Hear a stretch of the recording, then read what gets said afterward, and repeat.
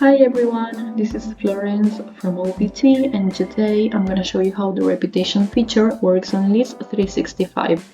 When it comes to reputation management, this is the best tool.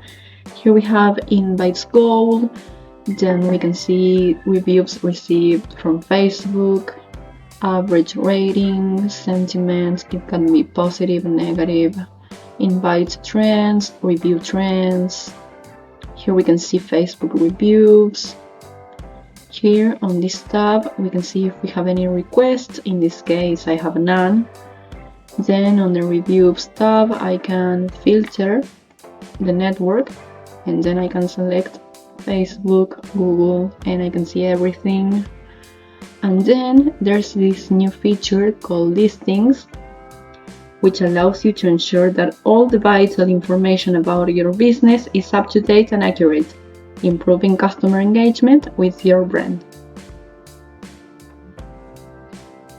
Here we have the automation feature, which is divided into two tabs: workflows and content AI. In the first one, you can create folders and workflows by choosing a template or starting from scratch.